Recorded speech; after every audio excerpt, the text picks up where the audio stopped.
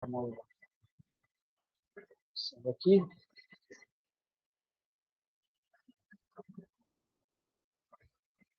Então, a ideia é a gente falar um pouquinho sobre análise de sobrevida. Acho que nenhum de vocês viu isso, né? Tá. Essa aula eu apresentei já para os R4, então eles já viram, por isso que eles não devem estar aí.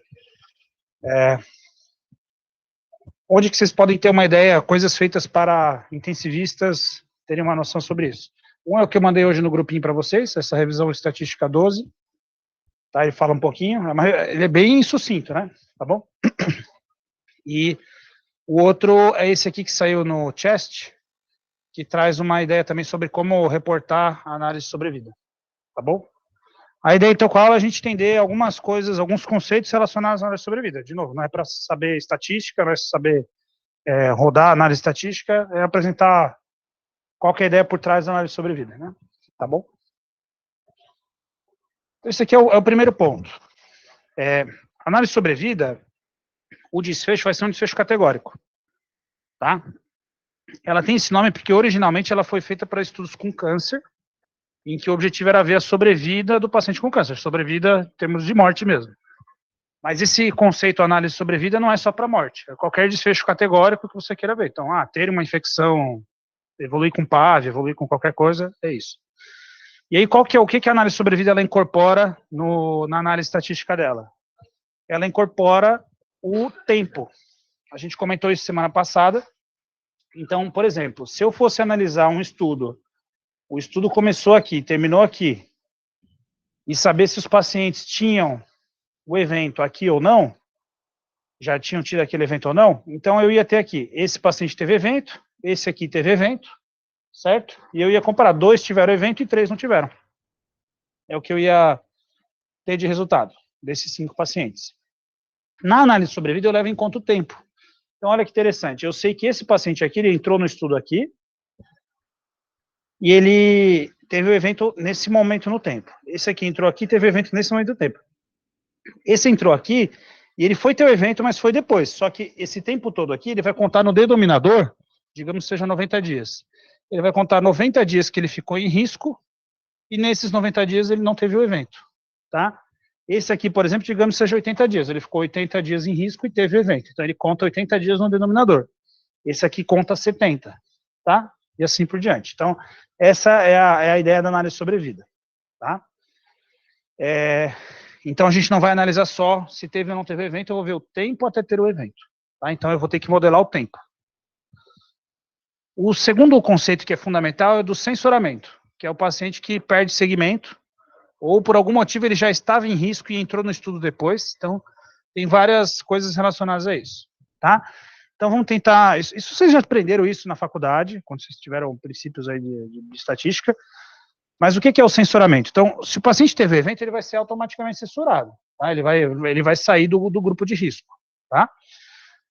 Só que você tem o censuramento à direita, que é aquele paciente que ele saiu do estudo, por qualquer motivo, e esse motivo pode ser, ele teve o evento, o tempo de segmento acabou, é um segundo motivo, e um outro motivo, principalmente nos estudos que o paciente já saiu do hospital, agora pensando a gente em estudos de UTI, né? O paciente já saiu do hospital, eu perdi o segmento do paciente. E ele pode estar vivo ou estar morto, dentro daquela janela de tempo, tá? Então, isso é um paciente que foi censurado. O que vocês acham que é o problema dos pacientes ser censurado nesse terceiro ponto, tá? O paciente que teve o evento, tudo bem, ele é automático, acabou o tempo de segmento do estudo, tudo bem, todo mundo vai acabar ali, então você não vai introduzir nenhum viés. Agora, aquele paciente que, por algum motivo, perdeu o segmento, qual que é o problema disso acontecer? Que tipo de viés ele introduz na análise? Dos 3 tipos de viés, a gente tem viés de seleção, confusão e viés de mensuração. Mensuração? Isso é confuso. É viés de seleção, porque esse paciente ele vai sair do grupo de risco, porque você perdeu o segmento dele, e pode ser que esse censuramento aconteceu por algum motivo, ou seja, ele deixou de estar no estudo por algum motivo. Então, tanto entrar quanto sair do estudo vai ser viés de seleção, tá? Ele, por algum motivo, isso aconteceu. E aí, essa perda de segmento, ela pode ser aleatória, ao acaso, e aí tudo bem, faz parte do jogo. mas ela pode ter um motivo, certo? Então, Paulo, pensa no motivo aí que o paciente saiu do estudo e vai introduzir viés no estudo. Pensa no estudo de follow-up aí de 6 meses, pós-UTI.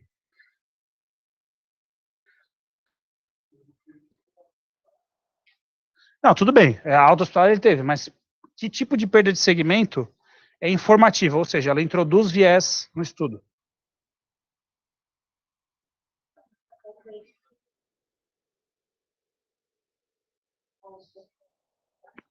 Tá tão bem que ele desencanou de continuar seguindo o estudo. Isso é um motivo, pode ser. O paciente, pô, voltou a tocar a vida normal, beleza. Não, aí você tá exagerando aí.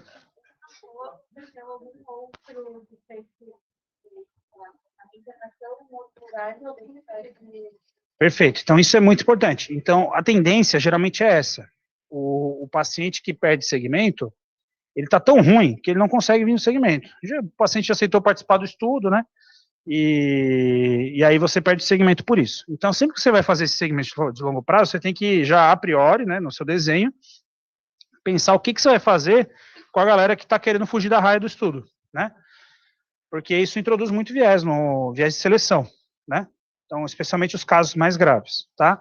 Eu vou dar um exemplo para vocês que é sempre muito criticado.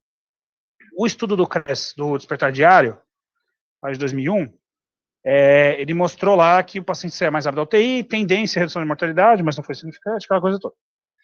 E aí ele fez uma análise de segmento de longo prazo, né? Que a crítica que deram para o estudo dele é assim, pô, você é maluco, você fica acordando os pacientes, vão ter estresse pós-traumático e tal.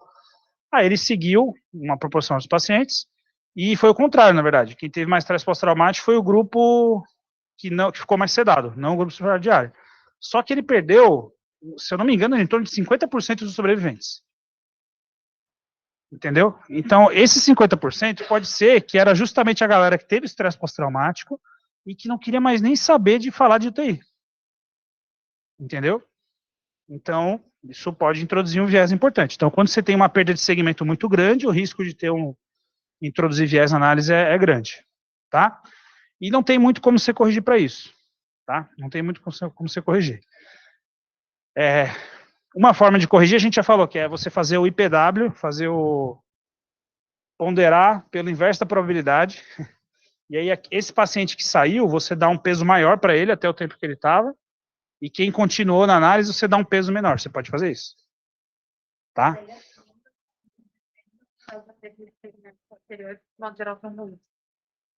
Não, aí você vai corrigir para o que você tinha lá no começo, entendeu? Você vai ponderar ele diferente na análise, o paciente que perdeu o segmento que não perdeu, entendeu?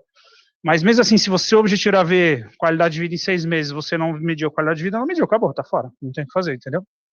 Tá, agora, se era ver sobrevida, aí tudo bem, porque como sobrevida é tempo até evento, você pode contar o tempo que ele ficou vivo e dentro do estudo, e o tempo que ele perdeu o segmento, aí beleza, aí você só dá um peso diferente para isso, tá? É uma das formas, tá? Isso também é o Miguel Hernan que tem descrito isso aí. Então, o conceito aqui que é importante saber é isso. Então, sensoramento à direita, o paciente pode ter, em inglês eles chamam informative sensoring. Isso é uma coisa muito importante. Então, quando a gente vai fazer uma análise crítica de um artigo, ver o que aconteceu, tem que prestar atenção se tem algum sinal disso, né? Tá? Se perdeu muita gente, é muito ruim. Se perdeu 10%, você tem que ver se, pelo menos, a característica do baseline dos pacientes era semelhante, né? Se não, pelo menos, por exemplo, os que têm dados faltantes, eles são muito diferentes entre si. Entendeu? Tem mais pacientes que perdeu segmento num grupo do que no outro, por exemplo, quando você está vendo o trial, né? Tá bom? E aí tem a perda de segmento aleatória, ao acaso que acontece, faz parte 5%, 10%, aí depende do tempo de segmento que você vai ter, né? Tá bom? Migração, mas isso geralmente é uma coisa mais de epidemiologia, mas para a gente não é uma coisa tão frequente, tá? Nesse artigo aqui do Chest, eles trazem as duas outras formas de, entre aspas, sensoramento, tá? O sensoramento à esquerda, isso aqui, se a gente for trazer para a UTI, dá um exemplo aí, Paulo. Camila. Ana. Anas. Paulo já falou.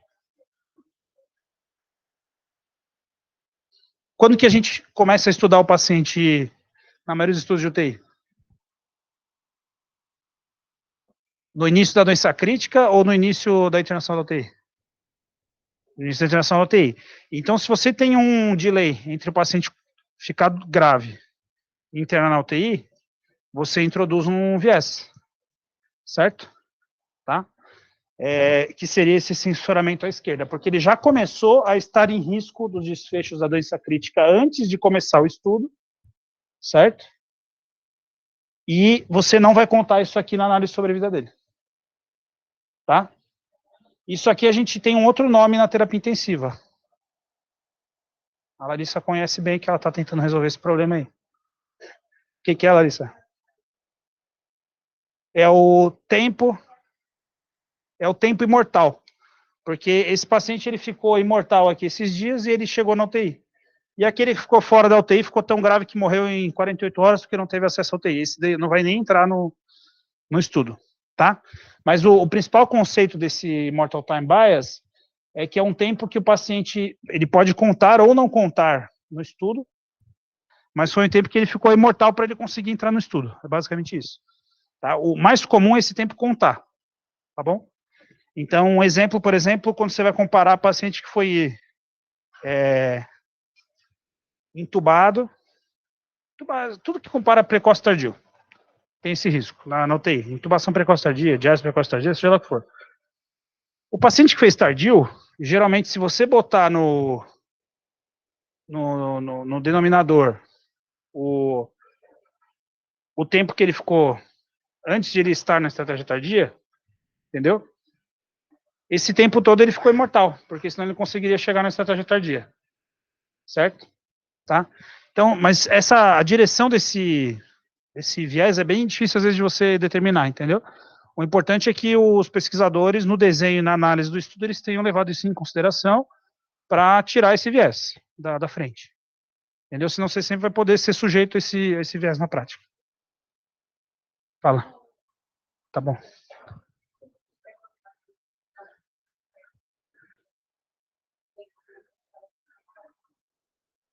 É que ali, por exemplo, esse estudo, o problema é que tinha duas intervenções, né? Era timing e dose, entendeu? Então, fazia precoce muito frequente e tardio e menos frequente. Eu, por exemplo, eu acho que leptospirose você não pode titubear muito, porque às vezes o paciente é muito catabólico, mas o principal é dose. Eu acho que a dose é mais importante do que talvez o timing, porque o timing, se você dialisou antes do cara estar morrendo, tá valendo, né? Que é isso que a gente tem de dado hoje, né?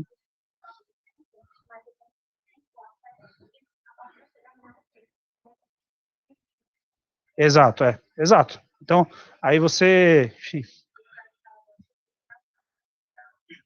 Exato.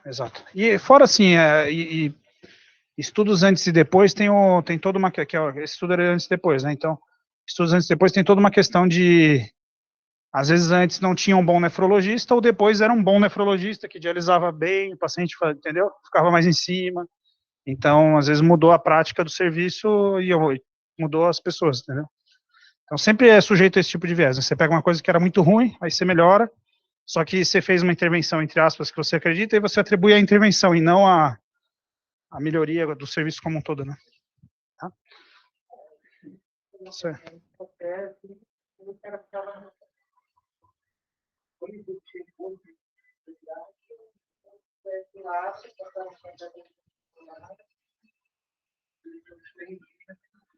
Isso. Exatamente. Aí já vira viés de seleção, né? Esse tempo todo que o paciente ficou esperando para chegar ao UTI, né? De certa forma, né? Porque daí que é um problema nosso aqui, né? As nossas UTIs não são representativas da população de doentes críticos em geral, né? Porque é uma população muito selecionada, né? Bom, deu para entender aqui, então? Tempo até evento, censuramento. E aí, o censuramento à direita, que é o conceito mais utilizado na prática, que a gente fala que é que tem esse risco de ter um censuramento informativo, né? Ou seja, que introduz viés na análise. Quando a gente vai falar de estudos clínicos, eles chamam isso de attrition bias, o paciente que perdeu segmento, tá? que a tradução, eu já vi em alguns livros que falam viés de atrito, mas é meio sem sentido, eu não sei como traduzir bem. O terceiro censuramento é o censuramento de intervalo. Isso aqui não vale muito para a gente, porque quando o paciente está seguindo, geralmente. Esse aqui é, por exemplo, você está seguindo por um ano o paciente, você vacinou, e você quer ver se está tendo IVAs e influenza, seja lá o que for.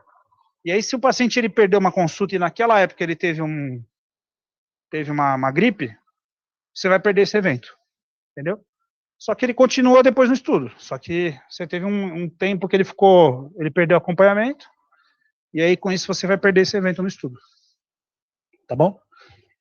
Só que isso não tem tanto a ver com análise de sobrevida. Isso aí, quando a gente analisa desfechos que pode ter múltiplos eventos no mesmo paciente, a gente usa o modelo de Poisson, que é que você vê taxas, né? Que ele permite ver mais de um evento no período de segmento, tá?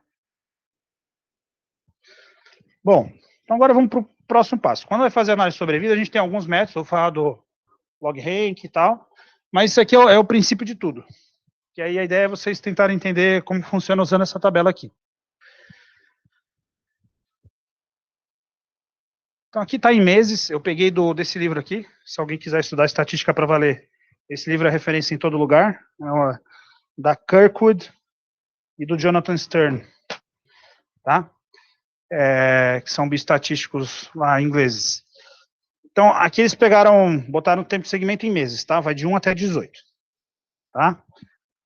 E eu não lembro qual que era o desfecho aqui, o desfecho era a morte, mas não lembro se era tabagista, agora não lembro qual que era, alguma coisa dessas coisas de epidemiologia. Então, no começo do segmento, tinha 240 pacientes, tá? Então, vamos analisar bem essa primeira linha. Nesse primeiro mês, 12 pessoas morreram. E ninguém foi censurado, tá? Então, a primeira coisa que eu calculo aqui é quantos estavam em risco. Tinha 240 em risco, tá? Que é o número dos pacientes começando o intervalo menos o censurado dividido por 2. Tá? Então, 240. O risco de morte nesse período foi de 5%, tá? Que é 12 dividido por 240. Certo? Então, a sobrevida em um mês era de 95%. Certo? E está aqui a sobrevida cumulativa deles nesse primeiro mês. Tá bom? Isso aqui tudo vai gerar o gráfico de Kaplan-Meier. No segundo intervalo, ninguém foi censurado, tinha 228, 9 por 228 deu 0,04%. Então, probabilidade de sobrevida nesse intervalo, tá? O jeito de denotar isso é um Szinho com o T. Então, a sobrevida no tempo 2, no segundo mês, é de 96%, mas a sobrevida cumulativa é a multiplicação da anterior pela próxima, tá? Então, 95% vezes 96% deu 91%. Tá? Aí, no terceiro mês, teve um paciente que foi censurado. Então, ele vai contar meio só no denominador. Tá? E o risco de morte durante o intervalo foi de 7,8%.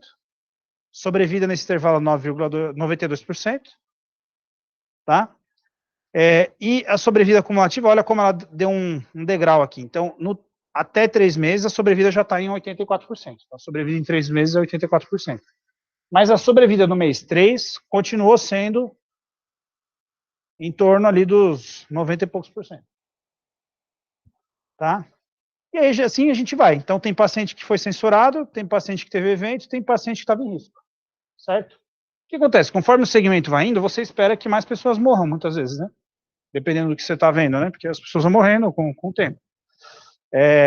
Então, aqui, 36 mortes para 201, só que teve 4 censurados, que divide por 2, então deu 199 de denominador, só fazer a divisão, então aqui deu 18% de morte nesse intervalo, no quarto mês, mas a sobrevida acumulativa no quarto mês era de 68,9%. Tá? Deu para entender, então, qual que é a ideia? Então, essa tábua de vida, ela vai ser transformada... Deixa eu só chegar no gráfico já. Eu devia ter mostrado já. Eu odeio mais aqui. Ela vai ser transformada nesse gráfico aqui, entendeu? tá? Pela função de sobrevida. Então, tem uma função que a gente pode fazer isso bonitinho. O computador está meio sorumbático. A função de sobrevida, então, vai ser essa. Então, super simples, matemática elementar. Do primeira série do ensino fundamental. Eu nem sei qual que série que funciona mais hoje. Hoje são 9 anos, né? Não sei como é que é nossas amigas latinas e internacionais. Bom, então aqui basicamente como que é a função de sobrevida? A sobrevida é a produtória, não é somatória, que é produtória. Então é o produto de um vezes o outro lá, que é aquela última coluna que a gente viu, tá? De 1 menos o número de eventos naquele intervalo dividido pelas pessoas em risco naquele intervalo, tá? Onde a taxa de eventos, e aí só que para fazer análise de sobrevida, você assume que a taxa de eventos é constante ao longo do tempo, tá? Então você vai ter o risco instantâneo de ter o evento, que é essa taxa aqui, a taxa de eventos. A função hazard seria o risco vezes o tempo, e a função de sobrevida é esse negócio muito doido aqui, que a gente não vai entrar aqui. Só que, qual que é a diferença? A função de sobrevida, você começa com 100% de sobrevida, e ela vai reduzindo ao longo do tempo. A função hazard, que é o risco de ter o evento, você começa em 0 e vai aumentando ao longo do tempo, tá? Então é isso que vai ser a diferença de um pelo outro, certo? Então, a gente está focando nessa função aqui. Então, é mais ou menos o que a gente já viu, tá? Então, eu tinha 10 pacientes em risco, ninguém morreu, ninguém perdeu o segmento. Então, sobrevida no tempo 1, esse intervalo de tempo foi 1. No tempo seguinte, teve um evento, então deu 90%, 0,9, que é o produto de um pelo outro. O terceiro aqui, eu só tinha 9. Um morreu e um censurou. Então, foi 0,89, 89%, produtória de um pelo outro, 0,8 vezes 0,9, tá? E aí foi descendo a sobrevida 41% no final do segmento. Tá bom? Como que isso é descrito quando você vai ler um estudo? O pessoal geralmente fala assim, a sobrevida mediana foi de tanto. Tá? O que é a mediana? É quando 50% dos pacientes tiveram evento.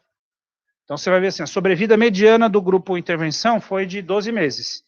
E a sobrevida mediana do grupo controle foi de 9 meses. Certo? Então 50% das pessoas tiveram eventos em um ano, em um grupo, no grupo de intervenção, 50% tiveram o evento em 9 meses no outro grupo. Tá? Então, seria antes de chegar no 40% aqui, por exemplo. Tá? Isso seria bem descritivo, você não fez análise estatística, só apresentou o resultado. Bom, e aí se eu quiser comparar duas sobrevidas, de um grupo e com outro, aí eu vou usar o log rank. O log rank é um quadrado. Tá? O que ele faz? Ele compara o número de eventos observados, menos o número de eventos esperados no grupo 1, eleva ao quadrado e divide pelo número de eventos esperados no grupo 1. E soma com o número de observados menos esperados no grupo 2, eleva ao quadrado e divide pelos esperados pelo 2. Isso ele faz para todo mês aqui que está acontecendo. Observado, esperado, observado, esperado. Tá? Então, esse aqui eu tirei da revisão do Critical Care Forum. Então, ele viu aqui no número de eventos observados aqui, ó. 2 eventos no mês 1. No dia 1, na verdade, tá? Que era bem de UTI mesmo. Tá? E número de eventos esperados.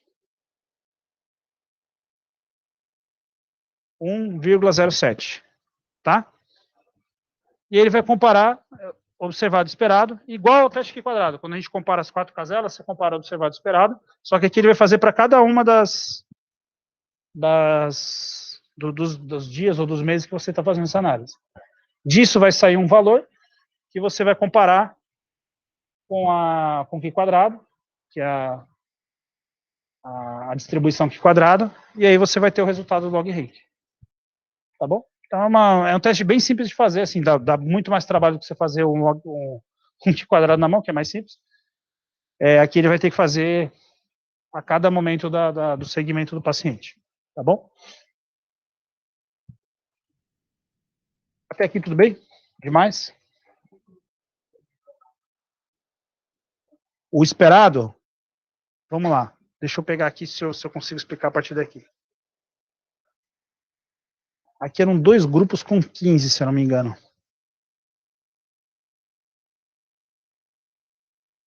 Ó, teve 13% de morte no total.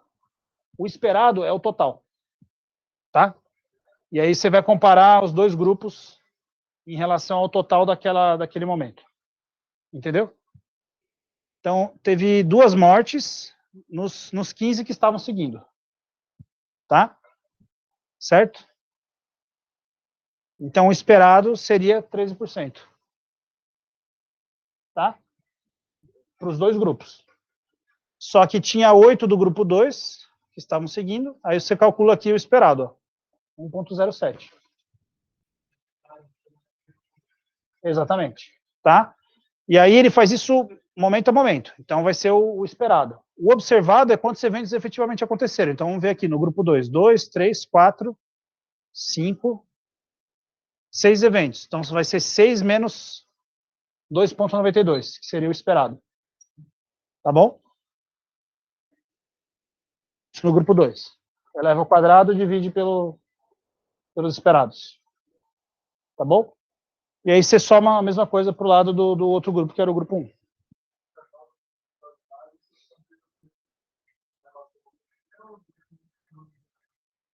Aí, não, isso tudo tem que ser a priori. Você tem que falar assim, eu quero seguir em 30 dias. Aí, você vai fazer uma análise sobre vida dia a dia até 30 dias. Tá bom? Eu vou apresentar para vocês uma curva totalmente errada e mal feita, que é muito comum o pessoal apresentar dessa forma, tá? E aí vocês vão me dizer qual que é a melhor forma de lidar com esse tipo de curva depois. Bom, aí a gente vai para o modelo de Cox. O modelo de Cox é um modelo de regressão, igual a regressão logística, as regressões são tudo a mesma coisa, que você tem do lado esquerdo da equação o seu desfecho, tá? Aqui ele está na escala logarítmica, aqui ele está na forma não logarítmica, exponencial. E do lado direito você vai ter todos os seus coeficientes. Então, aqui seria a idade, o coeficiente da idade, sexo, o coeficiente do sexo, SAPS, o coeficiente do SAPS, sei lá, o que você queria, e tratamento que você está instituindo, o coeficiente de tratamento. Tá? Só que aí, o hazard no tempo t, ele vai depender das suas covariáveis que você está analisando, mas também do hazard, o risco naquele tempo, o risco basal naquele tempo. Tá? E a ideia é que esse risco ele seja constante ao longo do tempo. Tá? Aliás, o risco não precisa ser constante, o risco pode variar, mas quando você compara 2 grupos, o risco dos 2 grupos tem que ser constante ao longo do tempo, senão essa parte da equação ela não vale. Tá? É o pressuposto básico do modelo de Cox.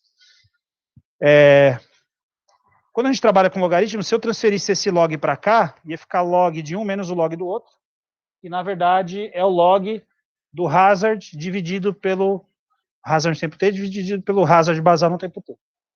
Tá? Eu vou mostrar para vocês mais para frente. Tá? E aí o modelo de Cox ele vai dar também esse valor aqui, ele não estima esse valor, ele assume que ele é constante ao longo do tempo. Tá? E ele vai dar para a gente só esses valores, ele vai dar o valor do coeficiente para cada variável que eu estou botando no modelo. Tá bom? Tem modelos mais avançados de sobrevida que você estima esse risco aqui ao longo do tempo. Tá? Bom, o Kaplan-Meier já mostrei para vocês. O que vocês acham dessa figura aqui? Aqui comparou 2 grupos. E aí apresenta essa figura. Quais são os problemas dela e, digamos, se você queria comparar 2 grupos, você poderia usar um modelo de Cox aqui?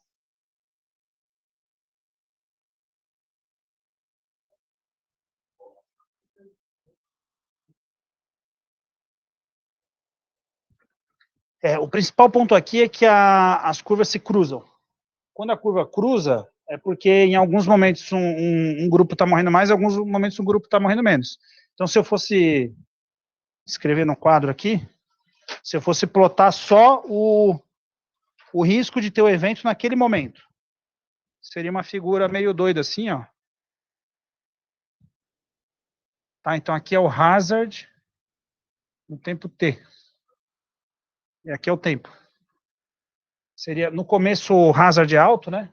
Porque tem bastante gente morrendo. Tá? E depois ele cai. Digamos que seja assim. E outro grupo, o hazard também é alto, mas não é tanto. Ele cai, mas não cai tanto. E a curva se cruza assim. Entendeu? Que seria o azul. Ele não morre tanto no começo. Seria esse aqui. E aqui seria o vermelhinho ali da equação. Quando isso aqui acontece, os riscos não são proporcionais. O que eu esperaria é que fosse algo assim. Um assim e o outro assim. Aí eles são proporcionais ao longo do tempo. Tá? E o que vocês acham do segmento aqui?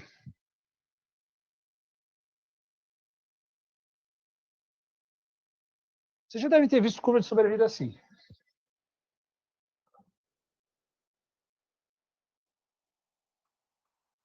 Isso aqui é um exemplo bem clássico assim de uma análise que o pessoal não se atentou muito.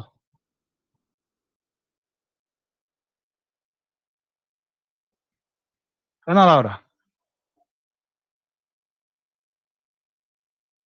você viu táticas de como acordar o residente durante a aula?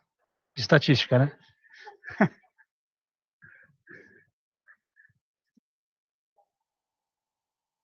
O que vocês acham que está acontecendo? Pô, a sobrevida está chegando em 0%, isso é verdade? Então todo mundo morre que está na UTI? Um período longo, beleza, mas, pô, 10% só de sobrevida em 6 meses, isso é verdade? O que está acontecendo aqui? Hã?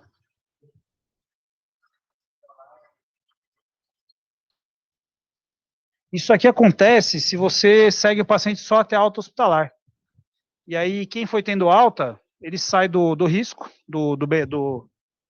ele sai do denominador aqui embaixo, e ficou só aqueles doentes crônicos que vão morrer, entendeu? Que não vão ter alta. Ou se ele tiver alta, vai ser lá na frente, né?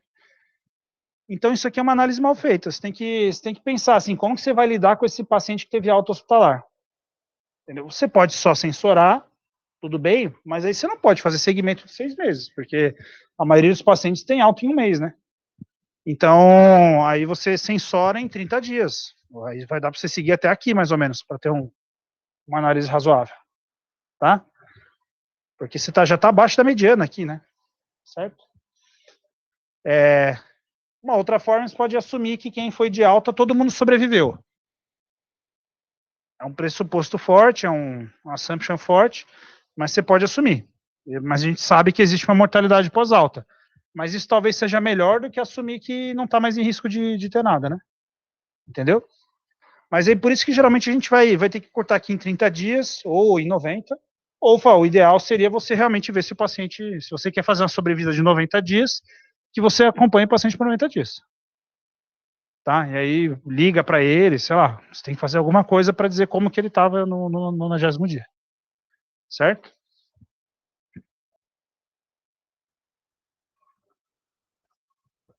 Então essa daqui, essa mesma análise, olha como ficou melhor. Indo até 30 dias só. Tá? Eu não assumi nada, eu só levei até 30 dias. Aí a curva se cruza, seria dar um... Aqui ele tá... Seria olhar só esse comecinho aqui da curva, né? Só esses primeiros 30 dias da curva, seria isso aqui. Certo? Ainda assim, eu não poderia usar modelo de Cox aqui, porque os hazards não são proporcionais. Certo? Porque as curvas se cruzam.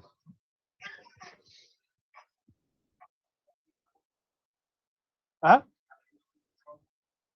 Não, você pode usar log rank, ou ter esse aqui é um outro, é o Will Coxon, que é muito semelhante, ele faz algo parecido. Qual que é o problema do log rank? Vou mostrar para vocês aqui o output quando você roda num software estatístico. O que ele dá é isso aqui, ó.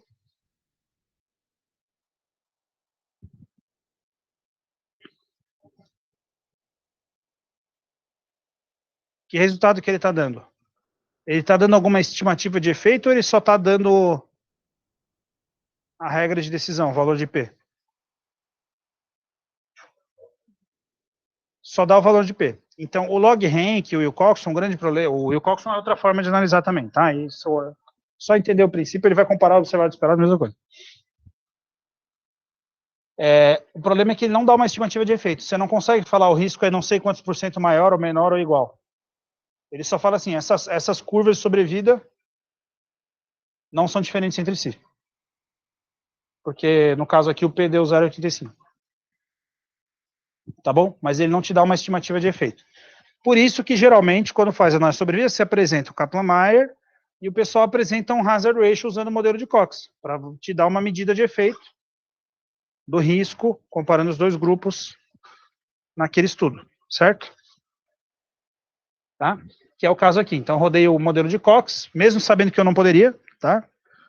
Mas ele deu um hazard ratio aqui de 1,02. O P, veja que é bem parecido com o P do log rank, o P do modelo, tá? Aqui é um teste de Wald e o intervalo de confiança. Então, aqui ele fez estimativa e me deu um valor de P. Por isso que se usa tanto o modelo de Cox para apresentar o resultado, no fim das contas, né? Não só a curva. Tá bom? Bom, aqui não passo adiante. Então, aqui, o que aconteceu? Aqui, como você rodou o modelo de Cox, ele assume que os riscos são proporcionais. Olha como é que ficou a curva. Essa é a curva do modelo. Quando eu rodo após o modelo, eu rodo o que ele modelou. Isso aqui é o que está acontecendo nesses pacientes? O que está acontecendo é isso aqui, ó. É uma curva que é um pouco maior num grupo do que no outro. Mas ele modelou isso aqui. Tá bom? Deu para entender o porquê que é importante os riscos serem proporcionais? Senão ele vai modelar uma coisa que não é verdade. Tá bom?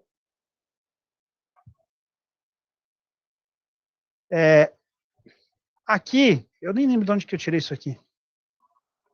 Eu acho que era o... Ah, isso aqui é o banco da minha tese. Isso aqui é o banco da minha tese. O revisor pediu para fazer análise sobre vida. Aí eu falei que não dava para fazer, mas ele insistiu, daí eu botei no suplemento. Pronto. Tá bom? Foi isso que eu fiz. Aí aqui é o modelo ajustado pelo SAPS. Então, o SAPS é uma variável importante. Quando ajustou pelo SAPS, olha o que aconteceu. O hazard ratio era 1,02, ele trouxe para 0,77, porque ajustou pela gravidade. Ainda assim, não foi estatisticamente significante, tá? Não teve diferença entre os grupos. Mas olha o que ele modelou, de novo. Não é bem o que estava acontecendo lá, né? E aqui, olha que interessante, o azulzinho, ele foi para cima, o grupo 2.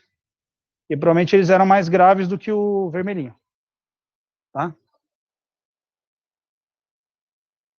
Aqui é a mesma coisa, só que em vez de apresentar sobrevida, que é a curva descendo, eu apresentei risco cumulativo ao longo do tempo.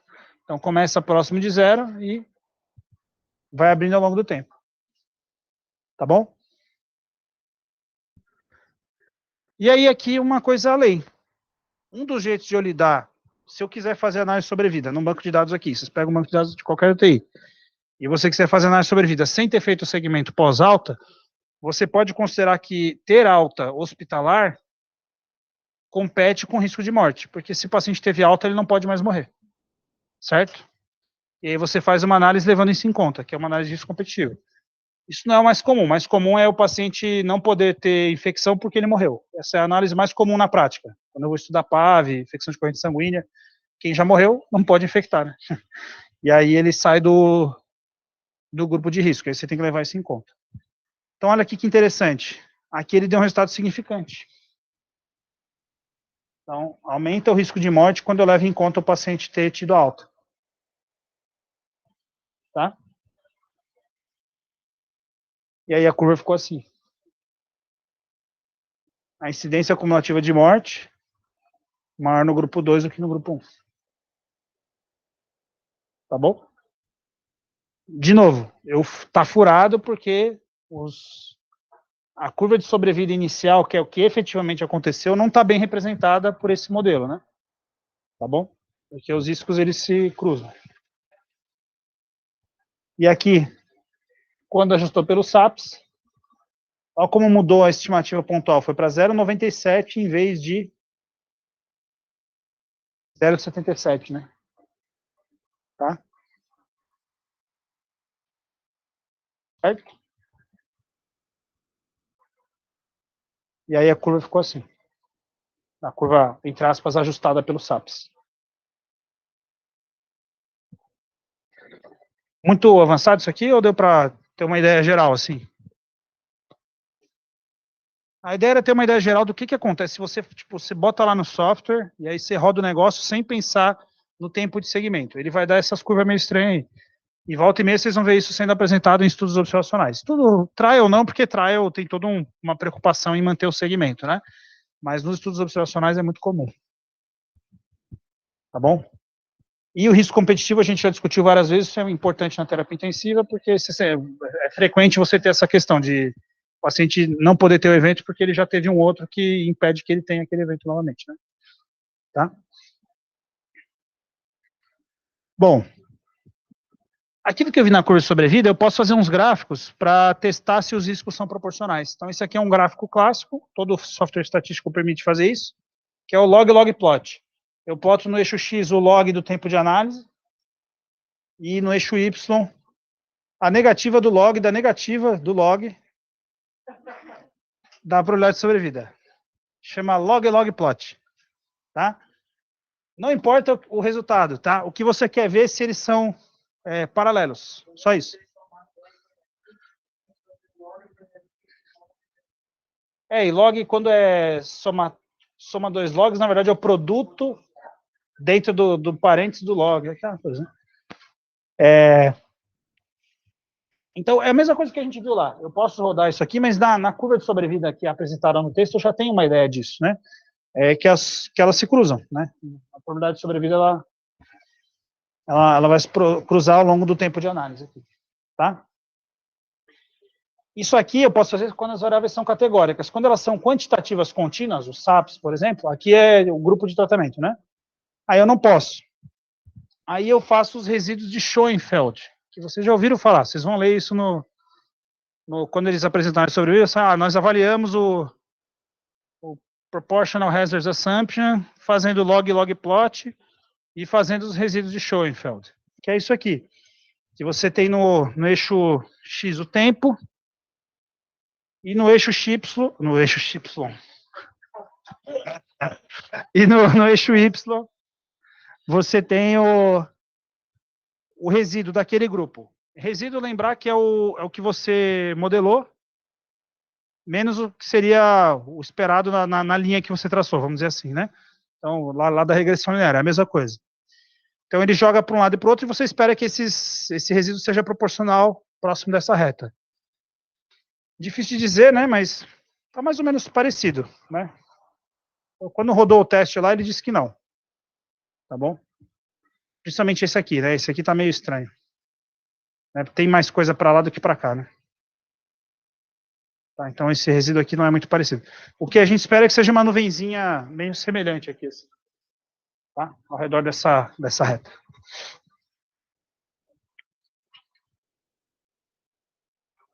Pronto, aqui deu. Dúvidas? Não?